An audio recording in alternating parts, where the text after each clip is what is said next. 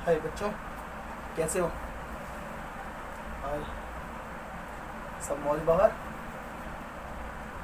मौज बहार लाइफ में होनी ही चाहिए। अगर लाइफ में मौज बहार नहीं रहेगी, टेंशन रहेगा, डिप्रेशन रहेगा, तो लाइफ में आप कुछ अचीव ही नहीं कर पाओगे। अगर लाइफ में कुछ अचीव करना है तो हमेशा खुश रहना चाहिए, हमेशा खुश रहना चाहिए, हमेशा आपके अंदर ना एक उत्साह रहना चाहिए। देयर शुड बी अ जील। आपने नाम सुना होगा, इंग्लिश में एक शब्द है जील, ZEAL, जील। जील का मतलब होता है उत्साह। तो आपके लाइफ में हमेशा एक उत्साह होना चाहिए, आपके लाइफ में हमेशा एक उमंग होनी चाहिए। आपको हमेशा कुछ नया सीखते रहना चाहिए। हमेशा आपको ये सोचना चाहिए कि चलो आज कुछ नया सीखते हैं, आज कुछ नया सीखते हैं। तो इसी कड़ी में मैं चाहता हूँ कि मुझे ऐसा लग रहा होगा कि आप लोग भी कुछ नया सीखना चाहते हो, तो हम शुरू करते हैं, हम कुछ नया सीखते हैं। एक बार हम पिछला रिवीजन कर लें क्या? जी सर, पिछला रिवीजन कर लेते हैं। तो हमारा पिछला था, हम क्या पढ़ रहे थे? Partnership form dissolution. Partnership form dissolution क्या होता है? क्या होता है पार्टनरशिप फॉर्म डिसॉल्यूशन, बता सकते हैं आप? चलिए मैं ही बता देता हूँ। पार्टनरशिप फॉर्म डिसॉल्यूशन का मतलब होता है जब साझेदार, जितने भी पार्टनर्स हैं, अपने व्यवसाय को बंद कर दें, अपने बिजनेस को ही बंद कर दें। इसे हम क्या कहते हैं? Form dissolution. पार्टनरशिप फर्म का समापन, साझेदारी फर्म का समापन, मतलब फर्म ही समाप्त हो गया, बिजनेस ही बंद हो गया। क्यों होता है बिजनेस बंद? इसके कई सारे कारण हो सकते हैं। इसका कानूनी कारण हो सकता है, कोई ऐसा नया कानून आ गया जिस कारण से आपको अपना बिजनेस बंद करना पड़ा। जैसे मान लीजिए कि आप कोई दिवाली के पटाखे बेच रहे थे। अब जब दिवाली के पटाखे बेच रहे थे, अचानक एक दिन सुप्रीम कोर्ट का ऑर्डर आया कि आप पटाखे नहीं बेच सकते, प्रदूषण बहुत ज़्यादा हो गया है, पॉल्यूशन बहुत ज़्यादा हो गया है। तो आप एक डेडलाइन दे दी गई कि इतने तारीख से इतने तारीख के बीच आप पटाखे नहीं बेच सकते। तो अगर आप पटाखे नहीं बेच सकते तो फर्म बंद। अगर आपने पहले पार्टनरशिप कर रखी है और पटाखे बेचने का सोच रहे हैं तो फर्म बंद हो गई, तो इससे भी फर्म डिसॉल्व होता है। अच्छा, और कोई कारण हो सकता है? हाँ, सभी पार्टनर्स आपस में झगड़ा कर लें। क्या कि भाई चल ही नहीं सकती ना, सभी पार्टनर्स आपस में झगड़ा करेंगे तो समय अवधि समाप्त हो जाए। मान लीजिए कि हमने कोई कार्य किया और जिस काम के लिए हम पार्टनरशिप किए थे वो काम पूरा हो गया। जब काम पूरा हो गया तो फर्म भी बंद हो गया। और कोई कारण हो सकता है, हाँ, अगर सभी पार्टनर्स का दिवाला निकल जाए, अगर जितने भी पार्टनर्स हैं सभी पार्टनर्स का दिवाला निकल जाए, सभी पार्टनर्स इंसॉल्वेंट हो जाए, तब भी फर्म बंद हो जाएगा। बहुत ज़्यादा कर्जे हो जाए, अगर मान लीजिए फर्म पर इतनी लायबिलिटी है कि फर्म तो छोड़ो, पार्टनर्स भी अपने आप को बेच देंगे, तब भी फर्म की लायबिलिटी पूरी नहीं होगी, तो इस कंडीशन में भी आपका फर्म बंद हो जाएगा। ये सब बातें हमने एक किताब में भी पढ़ा था, और आपके पास जो भी रेस्पेक्टिव बुक्स हैं आप उसे पढ़ सकते हैं। मैंने आपको थोड़ा बहुत ओवरव्यू दे दिया, आपको रिवीजन करवा दिया है। तो ये आप समझ गए कि पार्टनरशिप फर्म डिसॉल्यूशन क्या होता है, क्यों होता है। इसकी अकाउंटिंग ट्रीटमेंट क्या क्या होती है मैंने बताया था। इसके अकाउंटिंग ट्रीटमेंट में हम एक रियलाइजेशन अकाउंट बनाते हैं, कैपिटल अकाउंट बनाते हैं, बैंक अकाउंट बनाते हैं। ये 3 अकाउंट तो बनता ही बनता है। लेकिन अगर क्वेश्चन में करंट अकाउंट के बारे में कहा हो तो हम करंट अकाउंट भी बनाते हैं। अगर क्वेश्चन में पार्टनर्स के लोन के बारे में बात की हो तो हम पार्टनर्स का लोन अकाउंट भी बनाते हैं। तो ये सारे अकाउंट्स हम बनाते हैं और सारे अकाउंट्स हमें बनाना पड़ता है। 3 अकाउंट तो इम्पोर्टेंट है, सबसे important realisation account, capital account और बैंक। अभी तक हमने क्या सीखा था? Realisation account. क्या सीखा था इसमें? कि इसमें एक बैलेंस शीट देगा, उस बैलेंस शीट से हमें रियलाइजेशन अकाउंट बनाना होगा। कैसे बनाना होगा ये मेरे पिछले वीडियो में है, आप चाहिए और देख सकते हैं। अब हम आज की नई क्लास स्टार्ट करेंगे। स्टार्ट करने से पहले मैं चाहता हूँ कि एक आध क्वेश्चन हम सीख लें, एक आध क्वेश्चन हम रियलाइजेशन अकाउंट बनाना सीख लें कि कैसे रियलाइजेशन अकाउंट बनता है। एक क्वेश्चन कर लेते हैं और एक क्वेश्चन रियलाइजेशन अकाउंट बनाना सीख करके फिर हम आगे बढ़ते हैं कि हमें कैपिटल अकाउंट कैसे बनाना है और बैंक अकाउंट कैसे बनाना है। कोशिश ये रहेगी कि आज मैं लगभग इस पार्टनरशिप फॉर्म डिसोल्यूशन के क्वेश्चंस, पार्टनरशिप फॉर्म डिसोल्यूशन के चैप्टर्स को मैं पूरा करवाने की कोशिश करूँ। कोशिश रहेगी मेरी कि मैं पूरा करवाऊँ। नहीं हो पाएगा तो नेक्स्ट वीडियो तो पक्का हमारा ये चैप्टर कंप्लीट हो जाएगा।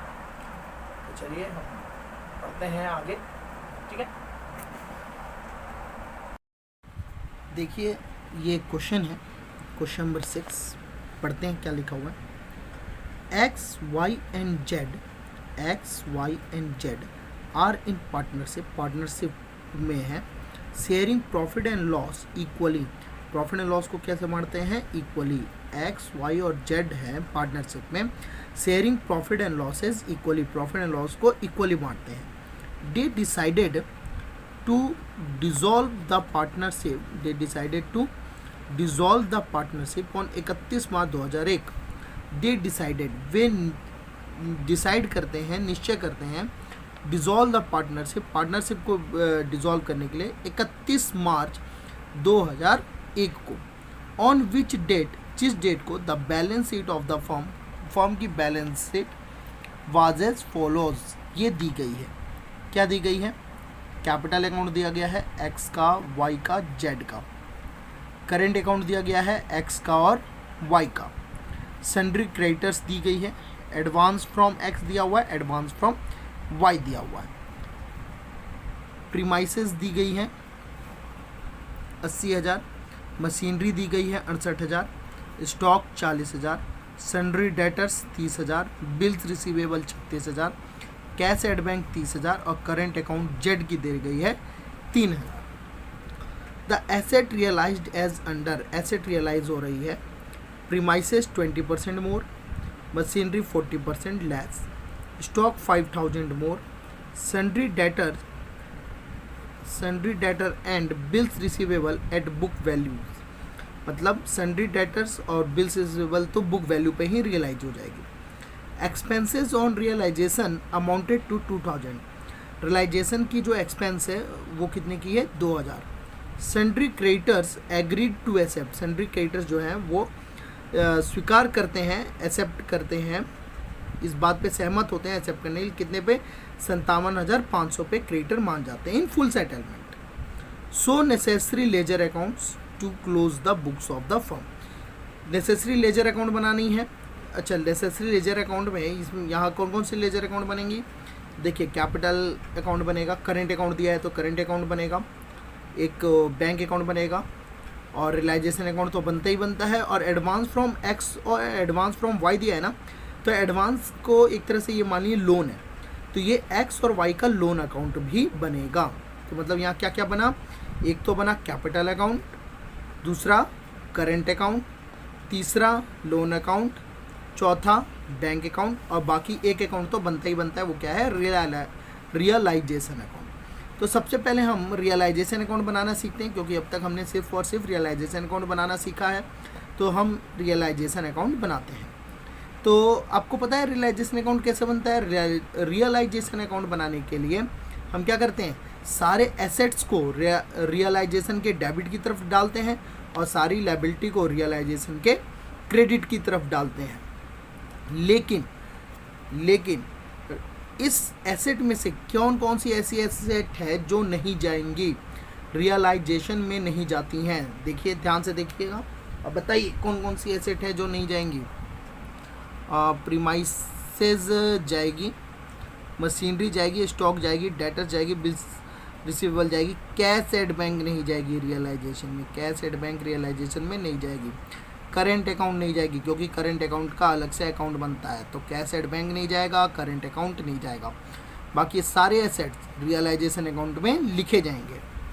अच्छा, यहाँ से कैपिटल अकाउंट ये नहीं जाएगा, करेंट अकाउंट नहीं जाएगा, क्रेडिटर्स जाएगा, एडवांस नहीं जाएंगी, क्योंकि एडवांस एक प्रकार का लोन होता है। तो जिसमें हमने कट का निशान लगाया वो रियलाइजेशन अकाउंट में नहीं लिखे जाएंगे, बाकी सब तो रियलाइजेशन अकाउंट में लिखे जाएंगे। जी सर। और यहाँ से रियलाइज़ भी करेंगे हम, जैसे जैसे यहाँ रियलाइजेशन दे रखा है वैसे वैसे तो हमें रियलाइज़ भी करना पड़ेगा। प्रीमाइसेस को 20% अधिक पर, मशीनरी को 40% कम पर, स्टॉक को 5,000 ज़्यादा पर, डेटर्स और बिल्स रिसीवेबल जो है वो बुक वैल्यू पर, एक्सपेंस ऑफ रियलाइजेशन कितनी है 2,000, क्रेडिटर्स को कितने देने 97,500 फुल सेटलमेंट। बस इतनी बातें दी गई हैं। उसके बाद लिखा है लेजर अकाउंट बनाने के लिए। कहने का मतलब पार्टनर्स तो कुछ लेके नहीं जा रहे हैं, तो सिंपल है, बहुत ही आसान है रियलाइजेशन अकाउंट। देखिए रियलाइजेशन अकाउंट बनाते हैं हम। चलिए ये रही रियलाइजेशन अकाउंट, क्वेश्चन नंबर 6 में रियलाइजेशन अकाउंट, पार्टिकुलर अमाउंट। सबसे पहले हमने सन्ड्री एसेट्स उतार लिए, जितनी बैलेंस शीट में दी गई है वो पूरे एसेट्स उतार लेंगे हम। देखिए प्रीमाइसेस कितना दिया हुआ है 80,000, मशीनरी 68,000, स्टॉक 40,000, डेटर 30,000 और बिल्स रिसीवेबल 36,000, यही उतारा हमने। Premises 80,000, machinery 68,000, stock 40,000, sundry debtor 30,000 और बिल्स रिसीवेबल 36,000। टोटल इनका हो गया 2,54,000। फिर यहाँ से हम लायबिलिटी उतारेंगे। लायबिलिटी में कैपिटल करंट तो जाएगा नहीं, सिर्फ एक ही बातें हैं, सन्ड्री क्रेडिटर्स कितना है 60,000, ये उतार लेंगे हम। ये ना सन्ड्री लायबिलिटीज क्रेडिटर कितने हैं 60,000। अब जब बैलेंस शीट से हम एसेट और लायबिलिटी को उतार लेते हैं तो हम यहाँ आते हैं। इसमें देखिए क्या लिखा है, प्रीमाइसेस 20% मोर और मशीनरी 40% लेस। अच्छा, एसेट्स को जब हम रियलाइज करते हैं तो उसको क्रेडिट की तरफ करते हैं। तो देखिए बाय बैंक, प्रीमाइसेस हमने क्या करना था 20% मोर, तो हमें क्या करना है, प्रीमाइसेस 80,000 है तो 80,000 में 80,000 का 20% अधिक कर देंगे, 20% ज़्यादा लेना है तो 80,000 प्लस 80,000 का 20% ऐड कर देंगे, हो जाएगा ये कितना 96,000। मशीनरी को क्या कह रहा था 40% लेस, मतलब कम पर। मशीनरी 68,000 की है तो 68,000 में से 68,000 का 40% कम कर देंगे, जितना आ जाएगा वो 40,800। स्टॉक को 5,000 ज़्यादा, ये लिखा था ना, देखिए स्टॉक 5,000 मोर, तो स्टॉक को 5,000 ज़्यादा, 40,000 प्लस 5,000 कितना हो गया 45,000। डेटर्स और बिल्स रिसीवेबल बुक वैल्यू, यही लिखा है ना, ये रहा, debtors and bills receivable at book value. Debtors और बिल्स रिसीवेबल कितना है बुक वैल्यू पर है। तो देखिए डेटर्स पहले 30,000 थे, बिल्स रिसीवेबल 36,000 था, तो इतना ही आ जाएगा, डेटर्स 30,000 और बिल्स रिसीवेबल 36,000 बस। अच्छा, उसके बाद क्रेडिटर्स के बारे में कुछ लिखा है? जी सर, लिखा हुआ है। क्या लिखा हुआ है कि sundry creditors agreed to accept 57,500। Creditors कितना ले रहे हैं 57,500 और एक्सपेंस कितना है 2,000। चलिए बैंक में यहाँ लायबिलिटी को पे करते हैं हम, डेबिट की तरफ सन्ड्री क्रेडिटर्स 57,500 और एक्सपेंस 2,000, टोटल हो गया 59,500। अब इसके डेबिट को और इसके क्रेडिट को, इसके डेबिट को और इसके क्रेडिट को दोनों को ऐड कर लेंगे, इसमें से इसको माइनस करेंगे, हमारा दिखेगा कि क्रेडिट वाला ज़्यादा आ रहा है, सॉरी क्रेडिट वाला कम आ रहा है, डेबिट वाला ज़्यादा है। डेबिट ज़्यादा है मतलब लॉस है, और डेबिट ज़्यादा है लॉस है, तो उस लॉस को हम यहाँ दिखाते हैं बाय लॉस ऑन रियलाइजेशन, कितना 5,700। समझ में आ गया? एक बार वीडियो को पॉज करें और इसे उतार लें। आई होप कि आप लोगों को समझ में आ गया होगा और आप लोगों ने इसे उतार भी लिया होगा। अब हम आगे बढ़ते हैं। तो आई होप कि आप लोग समझ गए होंगे। देखिए, तो अब तक हमने पढ़ा रियलाइजेशन अकाउंट कैसे बनाया जाता है। रियलाइजेशन अकाउंट, ये रियलाइजेशन अकाउंट कैसे बनता है? कैसे बनता है सर? ये टी शेप का एक अकाउंट होता है और हम क्या करते हैं रियलाइजेशन अकाउंट में, यहाँ पर हम सारे एसेट्स लिखते हैं और यहाँ पर सारी लायबिलिटी लिखते हैं। और क्या करते हैं, एसेट्स को यहाँ रियलाइज़ करते हैं और लायबिलिटी को यहाँ रियलाइज़ कर देते हैं। इसके बाद अगर कोई पार्टनर एसेट ले जा रहा है तो उसको भी यहाँ डालते हैं, और अगर पार्टनर कोई लायबिलिटी पे कर रहा है तो उसको यहाँ डालते हैं। फिर इस रियलाइजेशन में या तो हमें प्रॉफिट होता है या तो हमें लॉस होता है। अगर हमें प्रॉफिट होगा तो हम यहाँ लिखते हैं प्रॉफिट, और अगर हमें लॉस होता है तो हम यहाँ लिखते हैं लॉस। देखो एक्चुअल में कोई भी फर्म डिसॉल्व होगी तो एक बात बताइए कि क्या होगा। क्या होगा अगर कोई फर्म डिसॉल्व होगी तो सबसे पहले हम क्या करेंगे, हमारे पास जितने भी एसेट्स हैं उन्हें हम लिख लेंगे। क्या करेंगे हम, जितने भी एसेट्स हैं हमारे पास उसे हम लिख लेंगे, और जितने भी लायबिलिटी है उसको हम लिख लेंगे। हम क्या करेंगे, एक ना लिस्ट तैयार करेंगे। आज हमारी फर्म बंद हो रही है, ध्यान से सुनिएगा मैं क्या कह रहा हूँ। आज हमारी फर्म बंद हो रही है, हम क्या करेंगे, एक लिस्ट तैयार कर लेंगे कि हमारे पास कितने कितने एसेट्स हैं और किसको किसको कितना पे करना है। इसमें हम पार्टनर्स का भी नाम लिख लेंगे कि भाई पार्टनर्स की ने इतने कैपिटल लगाए थे, आज फर्म बंद हो रहा है तो पार्टनर्स को अपनी कैपिटल वापस चाहिए, जाहिर सी बात है। अब हम करेंगे क्या, जितने भी पैसा हमारे बैंक में है पहले तो हम उसे चुकाएंगे अपनी लायबिलिटी। फिर अगर नहीं हो सकता है, अगर मान लीजिए कि लायबिलिटी ना पूरी हो पाए बैंक अमाउंट से, तो जनरली हम क्या करेंगे, जितने भी फर्म में एसेट्स हैं उसे हम बेच देंगे। उसे हम बेच देने के बाद जो भी पैसा आएगा उस पैसे से हम लायबिलिटी चुका देंगे। ये हो सकता है ना। और क्या होगा, हो सकता है कि कोई एसेट्स पार्टनर को पसंद आ जाए, वो कहे कि ऐसा है फर्म बंद हो रहा है, ये जो एसेट है ये मुझे पसंद आ गई, ये मैं ले जा रहा हूँ। या जिस दिन फर्म बनी थी उस दिन हो सकता है कि कोई पार्टनर कोई एसेट लेके आया हो। जैसे मान लीजिए कि कोई स्कूल है और स्कूल पार्टनरशिप पे चल रही है। अगर मान लीजिए कि कोई पार्टनर अपने घर से कोई सामान लेकर के आया हो और कहा हो कि ये मेरे कैपिटल है, आज उसको अपना कैपिटल वापस चाहिए, तो हो सकता है कि वो कैपिटल वापस ना करके वो सामान लेके चला जाए। हो सकता है ना ऐसा। तो जिस दिन हमारी फर्म बंद हो रही है, उस दिन सबसे पहला काम क्या होगा, आपको एक लिस्ट तैयार करनी होगी कि आपके फर्म में कितने एसेट्स हैं और किसको कितना कितना पे करना है। फिर हम क्या करेंगे, हम ये देखेंगे कि हमारे बैंक में कितना पैसा पड़ा है, फर्म के बैंक में कितना पैसा पड़ा है। सबसे पहले उस पैसे से हम लायबिलिटी चुकाएंगे।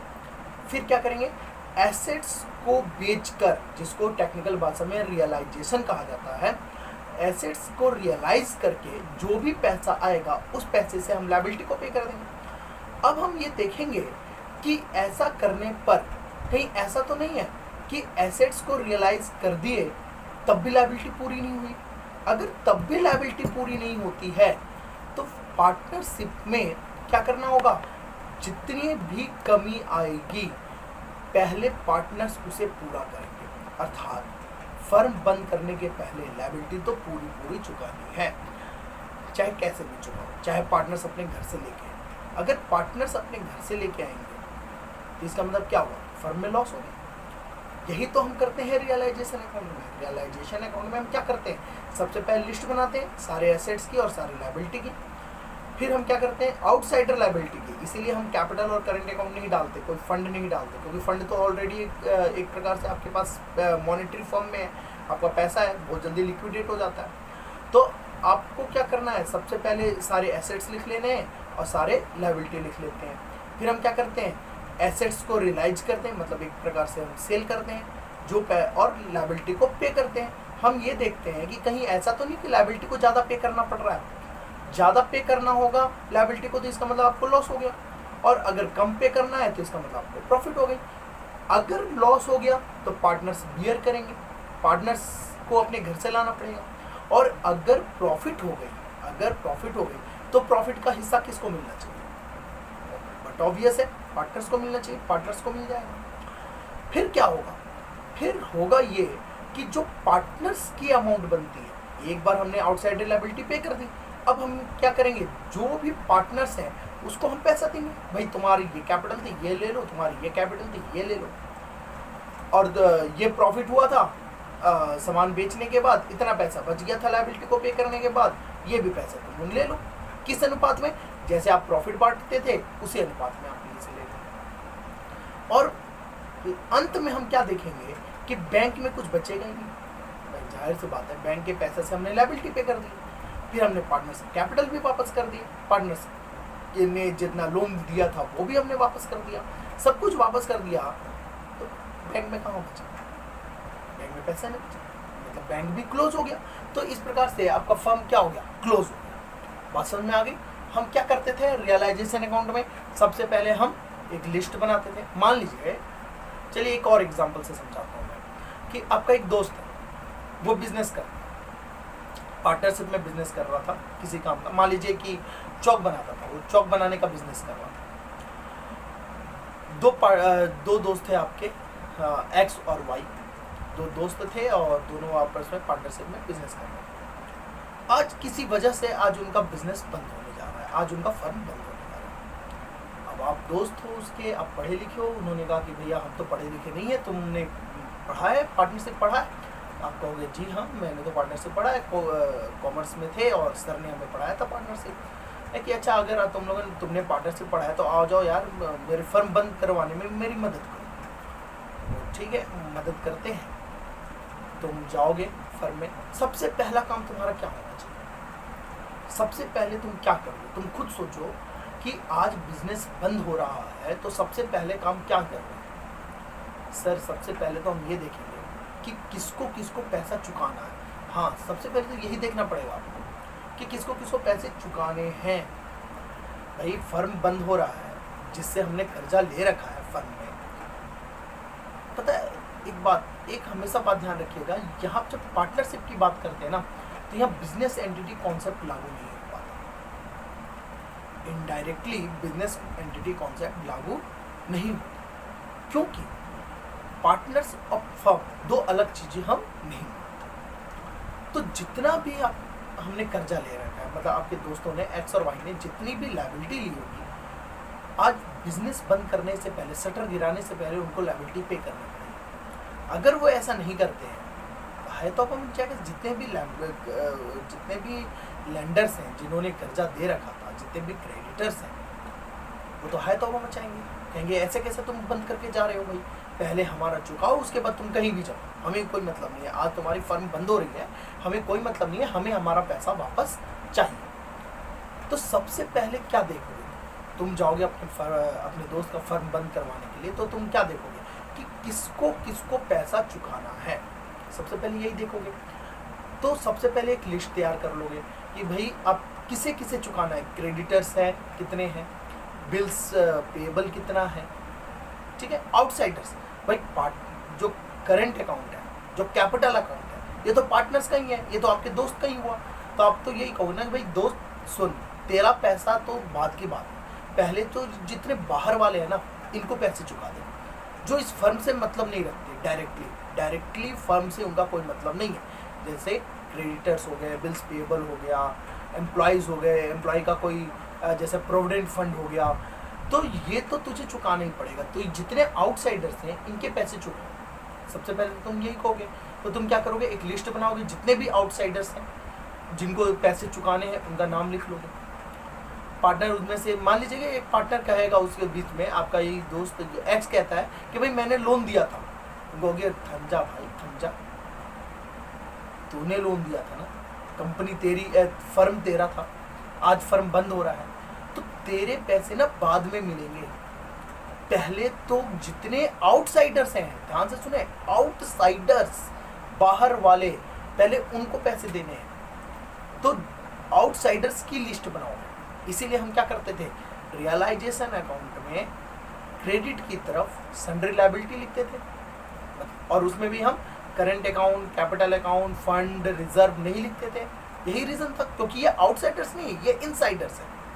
आउटसाइडर कौन कौन से हुए? क्रेडिटर्स, बिल्स पेएबल, कोई बाहर का कोई बंदा अगर लोन दिया हो, मान लो पार्टनर की बीवी ने ही लोन दिया हो, पार्टनर्स के भाई ने लोन दिया हो, पार्टनर्स के दोस्त ने लोन दिया हो, तो ये बाहर वाले ही कहलाएंगे। कि अगर पार्टनर्स की बीवी लोन नहीं देती तो आप किसी और से लेते, तो किसी और से लेते तो एक प्रकार से वही हुआ, वो बाहर वाले ही हो गए, पार्टनर्स को छोड़कर। एक बार इनकी लिस्ट तैयार हो गई, अब आप दूसरा काम क्या करोगे? सेकेंड पॉइंट, सबसे पहले आप क्या करोगे? सेकेंड पॉइंट, आप जितने भी एसेट्स है कंपनी के उसे देखो कि कौन कौन सी एसेट है कंपनी में, किसको किसको लिक्विडेट किया जा सकता है। मशीन को, लैंड को, फर्नीचर को, और भी जो भी बातें होंगी उसको आप लिक्विडेट करो। देखो कैश को हम नहीं करते, क्यों? क्योंकि कैश तो ऑलरेडी कैश है, उसको तो बेचने की जरूरत नहीं है। भाई 10 रुपए का नोट है, वो बेचोगे नहीं, वो तो 10 रुपये का नोट है, वो तो डायरेक्ट किसी क्रेडिटर को दे दोगे, उसे तो बेचना ही नहीं है। आप लिस्ट किसकी बनाओगे, जिसको केवल मार्केट में आप बेच सकते हो। इसीलिए एसेट में भी हम सारे एसेट्स को हम नहीं लिखते थे रियलाइजेशन में। हम क्या करते थे कि रियलाइजेशन में जो कैश होता था उसको हम नहीं लिखते थे। उसको नहीं लिखने के कारण क्या था, क्योंकि वो तो कैश था, कैश तो हम डायरेक्ट पे कर दे देंगे। तो हम लिस्ट केवल और केवल किसकी बनाएंगे, जिसको मार्केट में सेल किया जा सके, जिसको मार्केट में बेचा जा सके, केवल और केवल हम उसी को बनाएंगे। ठीक, तो जब जिसको हम मार्केट में सेल कर सकते हैं उसकी जब हम लिस्ट तैयार करेंगे तो क्या क्या होगा, जैसे मशीन कितनी पड़ी है, फर्नीचर कितना पड़ा है, गुडविल कितना पड़ा है। गुडविल मतलब जो नाम होगा कंपनी का, हो सकता है बहुत बढ़िया फर्म थी, उस फर्म का नाम अगर कोई और रख ले तो उसका भी काम बन जाए, तो ये नाम का जो फायदा होगा, जो गुडविल है, ये भी बेचा जा सकता है। कोई राइट होगी, कोई अधिकार होगा, है ना, कोई पेटेंट होंगे, तो ये सब बेचे जाएंगे। इन सब की भी लिस्ट तैयार करोगे। फिर क्या करोगे, सबसे पहले क्या किया, लायबिलिटी की लिस्ट तैयार कर ली और फिर एसेट की लिस्ट तैयार कर ली। अब क्या करोगे, सर एसेट को बाहर हम बेचेंगे। हाँ, तीसरा काम क्या होगा आपका, एसेट्स को बाहर बेचना। इसका मतलब हम क्या करते थे, रियलाइजेशन अकाउंट में जो आप बाय बैंक करके एसेट्स को रियलाइज करते थे ना, एडिशनल इंफॉर्मेशन देख करके, वो यही काम था। अब एसेट्स को जो बाहर बिक सकता था आप उसको बेचते थे। हो सकता था कोई पार्टनर कहे कि भाई ये एसेट ना बिके, नहीं बिकेगा, तो आप उसको नहीं बेचते थे। अगर वो कुछ कहता ही नहीं था तो आप एसेट बेचते ही नहीं थे। भाई हो सकता है कि पार्टनर के पास बहुत पैसा, उसके बैंक में बहुत पैसा, वो कह रहा था भाई सामान नहीं बेचना, हम ऐसे ही दे देंगे पैसे सारे क्रेडिटर्स को, तो ठीक है नहीं बेचेंगे सामान, लेकिन लायबिलिटी तो पे करना पड़ेगा ना। सामान बेचना या नहीं बेचना, जो फर्म की जो एसेट्स है वो बिकेगी या नहीं बिकेगी, ये तो निर्भर करेगा पार्टनर्स पर। लेकिन जो बाहर वाले जिनको पैसा देना है, ये पार्टनर्स पर निर्भर नहीं करेगा, ये तो पे करना ही पड़ेगा, ये तो पे करना ही पड़ेगा। तो आप इसको पे करोगे। ठीक, अब एसेट्स को आपने बेच दिया, जो भी बेच सकते थे, लायबिलिटी को पे कर दिया। अगर कोई क्रेडिटर्स मान लीजिए या कोई बाहर का आउटसाइडर्स कहता था चलो भाई तुम्हारी फर्म बंद हो रही है, थोड़ी दया दिखा देते हैं, थोड़ा कम दे दो, तो आप थोड़ा कम दे देते थे। अगर वो कुछ नहीं कहता था, दैट मीन्स क्या है कि आपको पूरा देना है, उसको जितना भी उसका था उसको देना है, तो आप उसको दे देते थे। आपने सामान बेच दिया, लायबिलिटी पे कर दी। अब आप देखोगे ना कि फर्म में कुछ आपको फायदा हुआ या नुकसान हुआ। सारा सामान बेच दिया, सारी लायबिलिटी पे कर दी, अब आपको नुकसान हुआ या फायदा हुआ।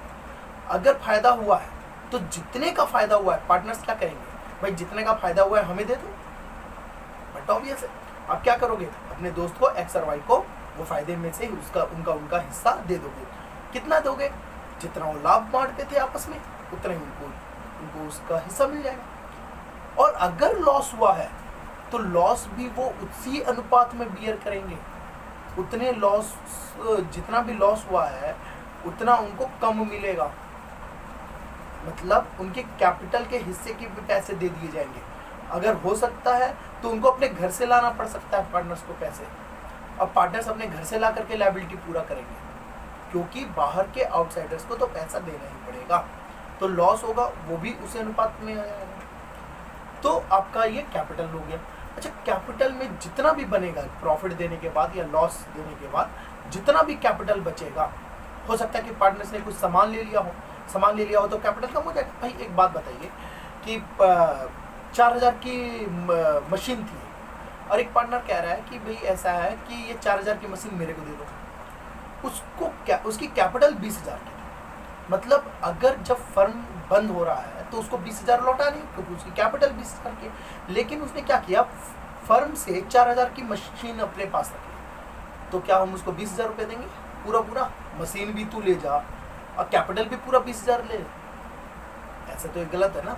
नहीं, अगर तू मशीन ले लिया तो जितना तेरा कैपिटल है ना, उतने में से ये मशीन की कीमत कम हो जाएगी। मतलब 20,000 तेरी कैपिटल थी, तुझे देना कितना था?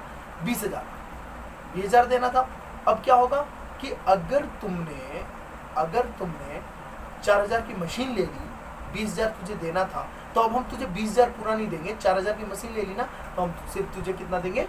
16,000।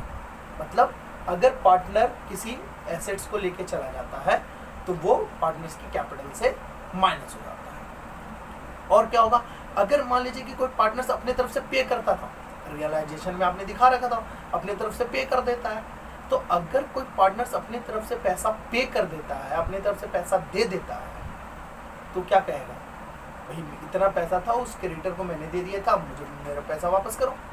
जाहिर सी बात है, ये पैसा उसको उसके कैपिटल के साथ साथ ये भी पैसा उसको वापस करो। ये कैपिटल अकाउंट। तो कैपिटल अकाउंट समझ में आ गया कि क्या होता है। कैपिटल अकाउंट में सबसे पहले आपने क्या करना होगा, उसकी कैपिटल देखनी होगी। फिर अगर कोई पार्टनर किसी सामान को ले जाता है तो उसकी कैपिटल से माइनस करेंगे। माइनस कैसे करते हैं सर अकाउंट में, अगर आप डेबिट में कोई सामान कोई आइटम लिखते हो और उसमें से माइनस करना है तो उसको उल्टा कर दोगे, क्रेडिट। और अगर क्रेडिट में कुछ लिखा हुआ है और उसमें से माइनस करना है तो जितना माइनस करना है उसको क्या कर देंगे हम, डेबिट। ठीक।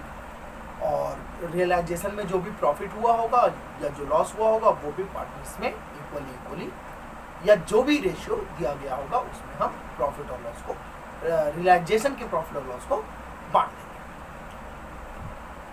ठीक है सर एक बार ना बोर्ड पे समझा दीजिए कैपिटल अकाउंट कैसे बनेगा। ठीक है बच्चों, तो मैं एक बार ना बोर्ड पे समझा देता हूँ। देखिए दिख रहा है partners capital account. Partners capital account एक टी शेप का एक अकाउंट होगा, डेबिट और क्रेडिट पार्टिकुलर, और जितने पार्टनर्स होंगे उतने कॉलम बन जाएंगे। आपके दोस्त थे एक्स और वाई, तो 2 कॉलम हो गया, 2 पार्टनर थे एक्स और वाई के। अगर यहाँ पर 3 पार्टनर होते तो 3 कॉलम बन जाता, X Y Z A B C जो भी होगा, जो भी अकॉर्डिंग टू क्वेश्चन होगा। अभी तो मैं आपको ये प्रोफार्मा दिखा रहा हूँ, तो ये प्रोफार्मा में मैं 2 पार्टनर्स मान के चलता हूँ। तो देखिए पार्टनर्स कैपिटल अकाउंट में 2 पार्टनर हैं एक्स और वाई। आप सबसे पहले क्या करोगे, क्रेडिट की तरफ बैलेंस शीट में जितनी भी कैपिटल लिखी होगी ना, बैलेंस शीट में जितनी कैपिटल लिखी होगी उसको क्रेडिट की तरफ लिख दोगे। किस नाम से, बाय बैलेंस बीडी। दिख रहा है आपको सबसे ऊपर, बाय बैलेंस बीडी क्रेडिट की तरफ। जी सर दिख रहा है। देखिए बाय बैलेंस बीडी क्रेडिट की तरफ एक्स की जितनी भी कैपिटल होगी और वाई की जितनी भी कैपिटल होगी। फिर अगर पार्टनर्स किसी लायबिलिटी को पे कर रहे होते हैं, रियलाइजेशन अकाउंट में हमने दिखाया होगा पार्टनर्स की लायबिलिटी को पे करते हुए, तो जितनी लायबिलिटी पे कर रहे होंगे, जो पार्टनर पे कर रहा होगा उसको भी हम क्रेडिट की तरफ दिखा देंगे। फिर क्या करेंगे हम, फिर हम अगर वो एसेट अगर कोई लेके जा रहा होगा तो देखिए डेबिट की तरफ ध्यान से देखिए, डेबिट की तरफ क्या है, रियलाइजेशन अकाउंट एसेट लिखा हुआ है ना, मतलब अगर कोई एसेट लेके जा रहा है तो उसको हम कैपिटल अकाउंट के डेबिट में करेंगे। ठीक है, इस बात समझ में आ गई। सबसे पहले क्या करेंगे हम, जितना भी बैलेंस शीट में कैपिटल लिखा होगा उसको क्रेडिट में डालेंगे। किस नाम से, by balance BD. By balance BD नाम से हम कैपिटल लिखेंगे। फिर अगर कोई लायबिलिटी पे कर रहा होगा पार्टनर्स तो उसको भी क्रेडिट में हम डालेंगे, बाय रियलाइजेशन अकाउंट, और ब्रैकेट में उस लायबिलिटी का नाम लिख देंगे जिस लायबिलिटी को वो पे कर रहे होंगे। और अगर वो एसेट लेके जा रहे होंगे कोई रियलाइजेशन अकाउंट में तो टू रियलाइजेशन अकाउंट डेबिट की तरफ, और ब्रैकेट में जो एसेट लेके जा रहे होंगे वो लिख देंगे हम। फिर हम क्या करेंगे, रियलाइजेशन अकाउंट में अगर प्रॉफिट हो रही होगी तो उसको क्रेडिट में बांट देंगे, और अगर लॉस हो रहा होगा तो उसको डेबिट में बांट देंगे। आप लोग को दिख रहा होगा। फिर आप इसके क्रेडिट और डेबिट को प्लस और माइनस कीजिएगा तो कुछ बैलेंसिंग फिगर आएगी। जो बैलेंसिंग फिगर आएगी उसको आप टू बैंक अकाउंट के नाम से भी दिखा सकते हो, टू बैलेंस सीडी के नाम से भी दिखा सकते हो, और ब्रैकेट में लिख दोगे बैलेंसिंग फिगर। ये बात समझ में आ गई। वीडियो को पॉज करके आप इसे उतार सकते हैं।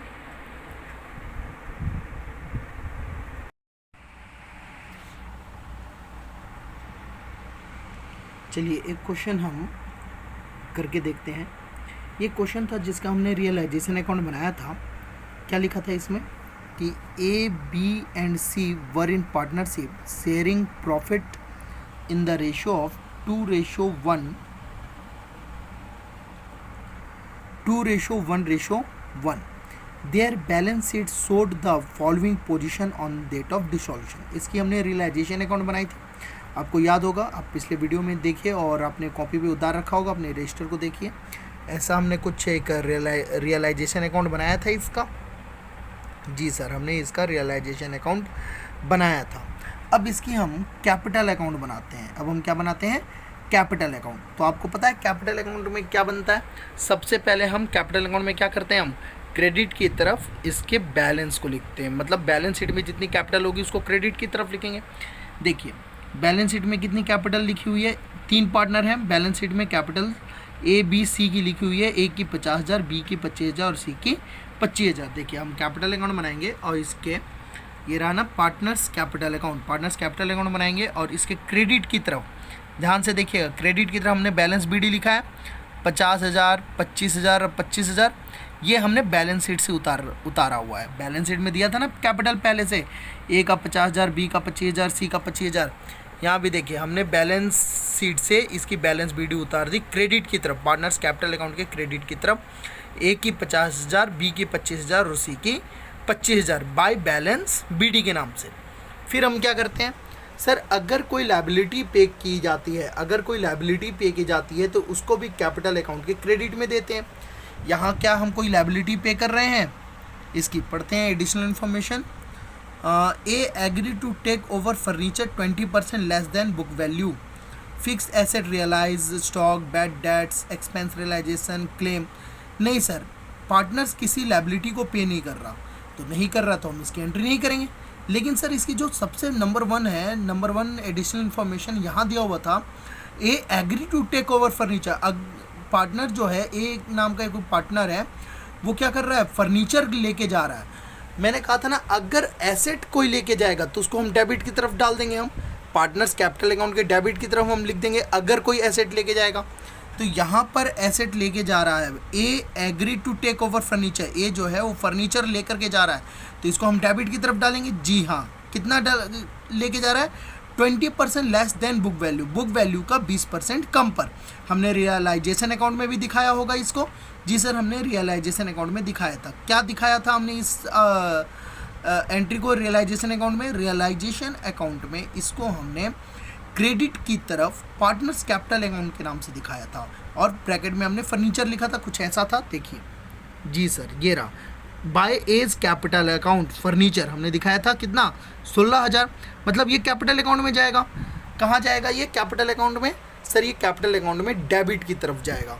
तो चलिए हम इसको डेबिट की तरफ देखिए, ये पार्टनर्स कैपिटल अकाउंट है, इसके डेबिट की तरफ देखिए हमने लिखा है ना टू फर्नीचर अकाउंट। ए में 16,000 दिया है, बी और सी कुछ नहीं ले जा रहे हैं, तो बी और सी को हमने खाली छोड़ा हुआ है। मतलब जो पार्टनर किसी एसेट को ले जाता है केवल उसी पार्टनर्स को हम दिखाते हैं। टू फर्नीचर, यहाँ पर फर्नीचर लेके जा रहा है तो ए के लिए टू फर्नीचर अकाउंट 16,000। और भी कोई एसेट लेके जा रहा है या लायबिलिटी पे कर रहा है? नहीं सर, कोई एसेट और लायबिलिटी नहीं लेके जा रहा है। तो अब क्या करेंगे सर? अब जो प्रॉफिट या लॉस हुआ होगा रियलाइजेशन का उसको बांटेंगे। अगर प्रॉफिट हुई होगी तो क्रेडिट की तरफ और अगर लॉस हुआ होगा तो डेबिट की तरफ बांटेंगे। देखते हैं हम अपने रियलाइजेशन अकाउंट में, आप अपने कॉपी में देखिए बना रखा होगा 5th क्वेश्चन का। रियलाइजेशन अकाउंट में हमें लॉस हुआ था, लॉस हुआ था ना, बाय लॉस ऑन रियलाइजेशन हमने बैलेंसिंग फिगर लिख रखी थी कितनी की? 55,400 का लॉस हुआ था। तो ये 55,400 को बांटेंगे हम, किस में बांटेंगे? Profit sharing ratio. कितनी थी प्रॉफिट शेयरिंग रेशो? क्वेश्चन में देखिए कितनी थी। क्वेश्चन में दिया हुआ है क्वेश्चन नंबर 5 में 2:1:1। मतलब ये जो लॉस है 55,400, इसको हम 2:1:1 में बांटेंगे। तो चलिए 55,400 को 2:1:1 में बांटने का मतलब ये हुआ 55,000 को डिवाइड करते हैं किससे? 2:1:1। टोटल कितना है? 2, 1, 3 और 1, 4। तो ये जो 55,400 है इसको डिवाइड करते हैं हम 4 से, कितना आ जाएगा? ये आ जाएगा 13,750। सही आ रहा है? फिर से एक बार करते हैं हम, 55,400 को डिवाइड करते हैं हम 4 से, 13,850। तो 13,850 और किस रेशो में? 2:1:1। मतलब हमें एक बार 2 से गुणा करेंगे और 2 बार 1 से। तो 1 से गुणा करने पे तो 13,850 ही आएगा, और 2 से गुणा करेंगे अगर हम इसको तो ये आ जाएगा 27,700। मतलब ये जो है रेशो में हमने बांटा 2:1:1, 55,400 को। सबसे पहले क्या किया, 55,000, ये जो 55,400 था इसको अनुपात जो दिया हुआ है, जो रेशो दिया हुआ है, इसके टोटल से डिवाइड कर देंगे हम। ये जो 55,400 था इसको हम क्या कर देंगे, जो रेशो दिया हुआ है इसके टोटल से डिवाइड कर देंगे। हमने भी यही किया था। फिर से एक बार देखिए हमने क्या किया था, 55,400 को डिवाइड कर दिया था 2:1:1, मतलब 4 से। यह आ गया था 13,850। अब ये जो 13,850 है इसको जो रेशो दिया हुआ है इस रेशो से मल्टीप्लाई करेंगे। ए के लिए 2 है तो ए के लिए 2 से मल्टीप्लाई कर देंगे हम। ए के लिए 2 से मल्टीप्लाई कर देंगे हम। ए के लिए 2 से मल्टीप्लाई, यह आ गया 27,700। तो ए के लिए हिस्से में कितना आएगा, 27,700 आएगा। और बी और सी के 13,850, क्योंकि उनके लिए एक एक था। तो देखिए, अच्छा लॉस था तो लॉस को हम क्या करते हैं, लॉस को हम पार्टनर्स कैपिटल अकाउंट में डेबिट की तरफ डालते हैं जी। तो हम पार्टनर्स कैपिटल अकाउंट के डेबिट में डाल देंगे। ये रहा to realisation account, loss on realisation bracket में लिखा हुआ है ना। ए के लिए 27,700, बी के लिए 13,850 और सी के लिए भी 13,850। और क्या करते हैं सर, और कुछ नहीं करते हैं। अब हम क्रेडिट और डेबिट को हम टोटल करके माइनस कर लेंगे और हम देखेंगे कितना आ रहा है। जितना भी आएगा बैलेंसिंग फिगर के नाम से टू बैंक अकाउंट लिख दो या बैलेंस शीट लिख दो, दोनों में से कोई एक चीज़ लिख सकते हैं, बैलेंसिंग फिगर आ जाएगी हमारी। तो इसमें हम देखते हैं यहाँ तो सिर्फ 50,000, 25,000, 25,000 यही टोटल है। तो हमें क्या करना होगा, 50,000 में से ये 16,000, 27,700 दोनों माइनस करेंगे तो कितना आ जाएगा, 6300। उसी प्रकार बी के लिए 25,000 में से 13,850 माइनस करेंगे तो आ जाएगा 11,150। और सी के लिए भी 25,000 में से 13,850 माइनस करेंगे तो ये आ जाएगा 11,150। इसको मैंने किस नाम से दिखा दिया है, टू बैंक अकाउंट। आप इसको बैलेंस सीडी के नाम से भी दिखा सकते हो। और ये है हमारी बैलेंसिंग फिगर। आ गया समझ में जी, आ गया समझ में। तो एक बार इस वीडियो को पॉज करके इसे उतार लें। चलिए अब आते हैं हम अपने अगले टॉपिक पे, जिसका नाम है पार्टनर्स करंट अकाउंट। अगर क्वेश्चन में करंट अकाउंट के बारे में दिया होगा तो ही हम करंट अकाउंट बनाएंगे। अगर क्वेश्चन में करंट अकाउंट नहीं दिया गया होगा तो करंट अकाउंट नहीं बनाएंगे। क्या होता है सर ये करंट अकाउंट? करंट अकाउंट कुछ नहीं होता, जो कैपिटल अकाउंट में आप करते थे ना वो सारे काम आप करंट अकाउंट में कीजिएगा। देखिए ध्यान से देखिएगा, जो काम आप कैपिटल अकाउंट में करते थे वही काम हम करंट अकाउंट में भी कर रहे हैं। सिर्फ अंतर क्या है, पार्टनर्स की जो कैपिटल अकाउंट थी वो पूरी क्रेडिट होती है, लेकिन ये निर्भर करता है क्वेश्चन में कि करंट अकाउंट कहाँ दिया हुआ है, डेबिट की तरफ या क्रेडिट की तरफ, मतलब एसेट की तरफ या लायबिलिटी की तरफ। अगर करंट अकाउंट लायबिलिटी की तरफ है तब तो आप उसको क्रेडिट में दिखाओगे बाय बैलेंस बीडी, और अगर करंट अकाउंट आपका एसेट की तरफ है तो आप उसको डेबिट की तरफ दिखाओगे to balance BD. Current account कहीं भी हो सकता है, वो डेबिट भी हो सकती है और क्रेडिट भी हो सकती है। और जो काम हम कैपिटल अकाउंट के लिए कर रहे थे ना वो सारे काम हम फिर करंट अकाउंट के लिए करेंगे। बात समझ में आ रही है? जो काम हम कैपिटल अकाउंट के लिए कर रहे थे कि लायबिलिटी पे कर रहा है तो हम क्रेडिट में डाल रहे थे, एसेट लेके जा रहा पार्टनर तो हम डेबिट के लिए कर रहे थे, रियलाइजेशन में आने वाले प्रॉफिट को हम क्रेडिट में कर रहे थे, रियलाइजेशन में आने वाले लॉस को हम डेबिट कर रहे थे। तो ये सारे काम अब हम अगर करंट अकाउंट बनाना पड़े तो कैपिटल अकाउंट में ना डाल करके हम करंट अकाउंट में डालते हैं। और इसकी जो बैलेंसिंग फिगर आती है वो टू बैंक अकाउंट नहीं जाएगी, वो टू कैपिटल अकाउंट जाएंगे। मतलब जो काम हम कैपिटल अकाउंट में करते थे उसे अब हम कैपिटल अकाउंट में नहीं करेंगे, उसे हम करंट अकाउंट में करेंगे। और जो करंट अकाउंट का जो बैलेंसिंग फिगर होगी ना, जो करंट अकाउंट में जो बैलेंसिंग फिगर आएगी उसको हम कैपिटल अकाउंट में ट्रांसफ़र करेंगे। ठीक है जी सर, ठीक है। एक क्वेश्चन से इसे अब हम समझते हैं। देखिए अभी जब हम आज अपनी पढ़ाई शुरू किए थे तो हमने क्वेश्चन नंबर 6 शुरू किया था। क्वेश्चन नंबर 6 में हमने रियलाइजेशन अकाउंट बनाया था। इसी में हम आगे देखते हैं। क्वेश्चन नंबर 6 में ही देखिए यहाँ पर करंट अकाउंट लिखा हुआ था, करंट अकाउंट लिखा हुआ था ना क्वेश्चन नंबर 6 में। एक्स और वाई की, एक्स की 13,000 और वाई की 4,000, और यहाँ करंट अकाउंट जेड की एसेट की तरफ दी हुई थी 3,000। हम क्या करेंगे, जो भी काम हम कैपिटल अकाउंट के लिए करते हैं वो सारे काम हम किसके लिए करेंगे, अब हम करंट अकाउंट के लिए। तो देखिए करंट अकाउंट बनाते हैं हम इसकी, ये रही करंट अकाउंट। हमने क्या किया, जो इसके लायबिलिटी में थी करंट अकाउंट एक्स और वाई की 13,000 और 4,000, इसे करंट अकाउंट के हम क्रेडिट में डाल दिया, बैलेंस बीडी 13,000 और 4,000। जेड के लिए कुछ नहीं डाला, क्यों नहीं डाला, क्योंकि जेड की जो करंट अकाउंट थी वो एसेट की तरफ दी गई है। जेड की करंट अकाउंट एसेट की तरफ है। अगर जेड की किसी भी पार्टनर्स की करंट अकाउंट एसेट की तरफ होती है तो उसको हम क्या करते हैं, करंट अकाउंट के डेबिट की तरफ डालते हैं। तो करंट अकाउंट जेड की कितनी दी है, 3000, तो इसको भी हम करंट अकाउंट के डेबिट की तरफ डाल देंगे। बैलेंस बीडी करंट अकाउंट की डेबिट की तरफ, जेड में 3000।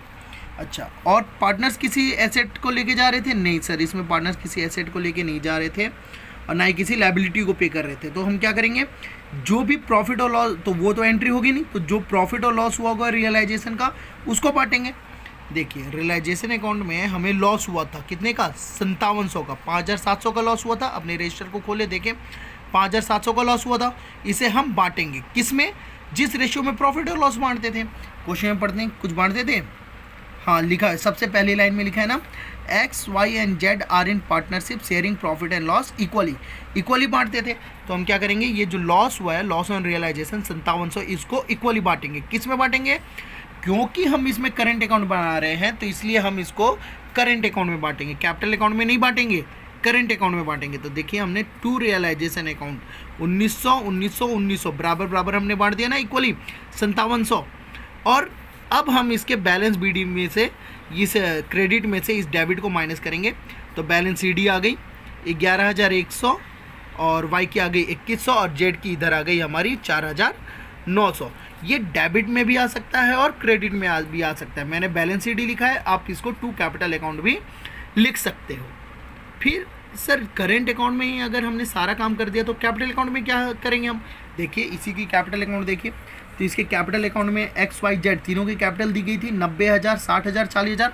जब हम इसकी कैपिटल अकाउंट बनाएंगे ना, तो ध्यान से देखिए, इसकी कैपिटल अकाउंट में हम बैलेंस बीडी तो जैसे हम डालते थे क्रेडिट की तरफ 90,000, 60,000, 40,000 हमने क्रेडिट में डाल दिया, और करंट अकाउंट्स की बैलेंस सीडी को भी उठा के डाल देंगे हम।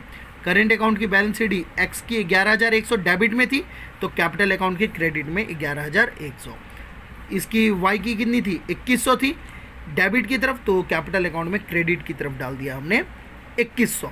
और जेड की क्रेडिट में आ रही थी 4900, तो कैपिटल अकाउंट में ठीक उल्टा। पता है, कभी भी एक अकाउंट से दूसरे अकाउंट में ट्रांसफ़र करते हैं तो हमेशा उल्टा होता है। इसकी डेबिट में लिखा है तो ट्रांसफ़र करेंगे तो क्रेडिट, इसके क्रेडिट में लिखा है ना तो ट्रांसफ़र करेंगे तो ये देखिए डेबिट में करंट अकाउंट जेड की 4900। और यहाँ से इसकी जो बैलेंसिंग फिगर आएगी 90,000 और 11,100 जोड़ा, ये आ गया 1,01,100, ये आ गया बैलेंस सीडी 1,01,100। ये कहाँ ट्रांसफ़र हो जाएगा, बैंक अकाउंट में। उसी पर वाई की 60,2100, 62,100, ये देखिए बैलेंस सीडी 62,100। और इसकी जेड की यहाँ पहले से बैलेंस बीडी 40,000 थी, और यहाँ से करंट अकाउंट की 4,900, 40,000 में से 4,900 माइनस होगा, ये आ गया बैलेंस सीडी कितनी, 35,100। बात समझ में आ गई, करंट अकाउंट और कैपिटल अकाउंट? जी सर समझ में आ गई। तो एक बार इसे उतार लीजिए, वीडियो को पॉज करें और इसे उतार लें। देखिए, अब हमारी दो छोटी छोटी टॉपिक रह गई है। Partners loan account. देखिए, पार्टनर्स लोन अकाउंट तो बहुत ही आसान है। अगर हमारे क्वेश्चन में पार्टनर्स का कोई लोन दिया गया होगा तो ये बहुत ही आसान है। इसी टी शेप के एक अकाउंट बना दोगे, जो जितने पार्टनर्स के लोन होंगे उतने कॉलम बना देंगे। पहले हम क्रेडिट में जितना लोन होगा उसको लिख देंगे बाय बैलेंस बीडी के नाम से, और फिर डेबिट की तरफ टू बैंक अकाउंट के नाम से लिख देंगे, क्योंकि जो लोन है उसे हम चुका देंगे टू बैंक अकाउंट। तो इसका एक सिंगल कॉलम बनता है, एक सिंगल लाइन के एक ये अकाउंट होती है। जितना भी लोन होता है उसको हम लोन अकाउंट के क्रेडिट में डाल देते हैं और डेबिट में टू बैंक अकाउंट के नाम से डाल देते हैं। ठीक, इसे वीडियो को पॉज करें, उसे उतार लें। और अब बात आती है सबसे लास्ट, बैंक अकाउंट। देखिए बैंक अकाउंट कैसे बनता है। बैंक अकाउंट बनाना बहुत ही आसान है। सबसे पहले हम क्या करेंगे, बैंक अकाउंट में टी शेप का एक अकाउंट बनाएंगे, पार्टिकुलर अमाउंट डेबिट और क्रेडिट। फिर हम क्या करेंगे, आप ध्यान से देखते रहिए बोर्ड। क्या करेंगे हम, बैलेंस शीट में जो बैंक अकाउंट का अमाउंट दिया गया होता है ना, बैलेंस शीट में बैंक अकाउंट का जो अमाउंट दिया गया होता है उसको हम डेबिट में लिख देते हैं टू बैलेंस बीडी के नाम से। बैलेंस शीट में जो बैंक अकाउंट का अमाउंट होता है उसको टू बैलेंस बीडी नाम से हम डेबिट की तरफ लिख देंगे। फिर रियलाइजेशन अकाउंट में भी बैंक अकाउंट आता था ना, जिसमें हम एसेट रियलाइज करते थे, तो उसे भी हम डेबिट में टू रियलाइजेशन अकाउंट के नाम से दिखाएंगे। और जो हम लायबिलिटी पे करते थे उसमें बैंक अकाउंट के नाम से, उसको हम क्रेडिट की तरफ दिखाएंगे बाय रियलाइजेशन अकाउंट। फिर क्रेडिट में ही जो हमारा पार्टनर्स का कैपिटल का जो बैंक अकाउंट आता था बैलेंसिंग फिगर, उसे दिखा देंगे बाय पार्टनर्स कैपिटल अकाउंट। और जो हमने लोन पे किया पार्टनर्स का, उसको भी हम क्रेडिट में दिखा देंगे बाय पार्टनर्स लोन अकाउंट। उतार लीजिए इसे, वीडियो पॉज करें, उसे उतार लें। चलिए आज के लिए ना इतना काफ़ी है। अब इसके आगे क्वेश्चन के साथ हम कल पढ़ेंगे। जी सर, आज के लिए बहुत ज़्यादा हो गया, अब इसे ना हम कल पढ़ेंगे। जी जी, मुझे पता है आप लोग की भावनाओं का मुझे ख्याल रखना है। इसके ज़्यादा हम कल पढ़ेंगे, ठीक है? तब तक के लिए जय हिंद।